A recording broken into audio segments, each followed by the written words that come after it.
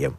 Let's take a look at some of the politics stories in the papers today. And of course, a big story on the Prime Minister's announcement removing all COVID restrictions for England.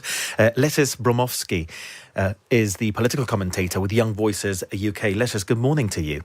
Good morning. Thank you for having me on. No, pleasure. Thank you for joining us. So we've been covering this story throughout the morning, but we've been hearing a sort of this dribble of information throughout the past few weeks. We now have some of the details, but I'm just wondering, ahead of the Boris Johnson announcement in Parliament later, there was some speculation around yesterday that the Queen having COVID could change what we expect from Boris Johnson, but that doesn't seem to be the case. What's your reading into the situation? I actually think it's almost the entire opposite. I think the Queen is actually embodying Boris's message in this, in continuing to work, even though she's almost 96 years old. She's going to continue with her duties.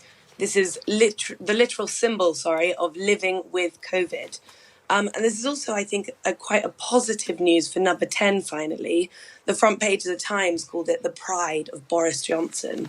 This is the direction that we need to be going in. We're seeing that cases are continuing to fall. They're down 25% week on week. Deaths are down 23%. This is where we need to be going. And also, I heard you speaking earlier, but it is the law that's changing. So the guidance to stay home if you are ill will still remain in place. And I know from my perspective and my friends that people will continue to uphold this personal responsibility.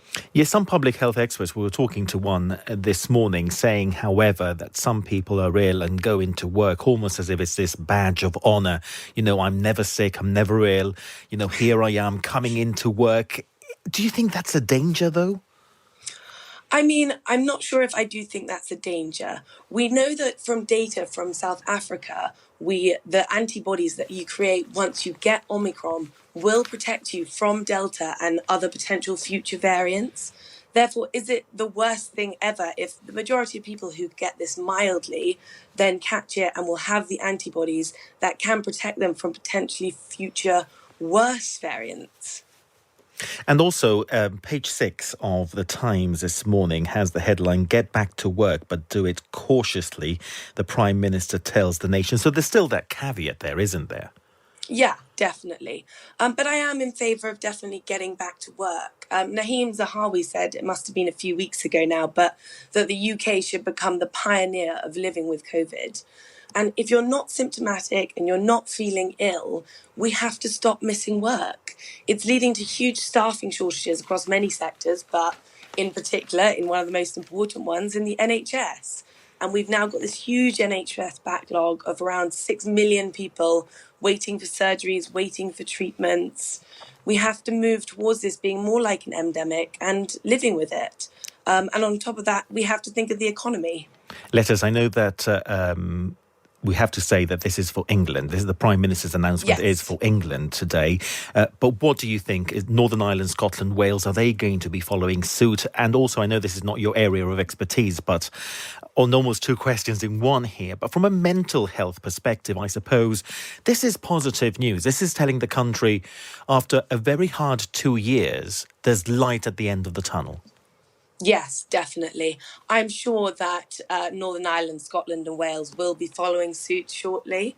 And I think from mental health perspective, I mean, gosh, for some people who had to live in those big high rises, living with full families, not being able to go outside during the height of the pandemic, that was hugely impactful on their lives.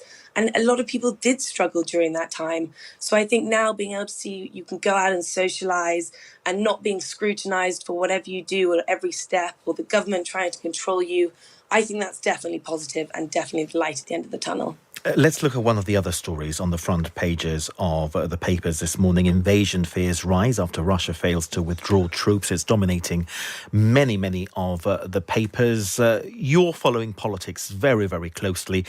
Where are we with the diplomacy on Ukraine and Russia? Yes, I mean, we know that all these diplomatic conversations are still ongoing. Macron and Putin had a call last night where it's been reported that Putin brought up unproven allegations of belligerence by Ukraine and other NATO countries.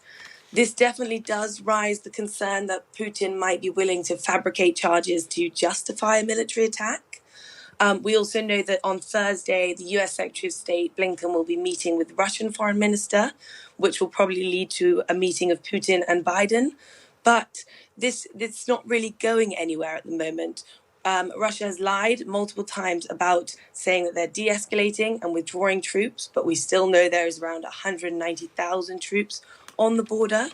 And no matter what Boris or Biden say, and no matter how much we try and predict this, we don't know what Putin is going to do next. From the outlook at the moment, we are not sure why he's doing this. It would make no logical sense for him to invade Ukraine. There would obviously be significant financial sanctions from around the world. Ukraine has been amassing their own army to now have around 100,000 people. So it would very quickly turn into a long and bloody war, which I don't believe Putin's own people would thank him for.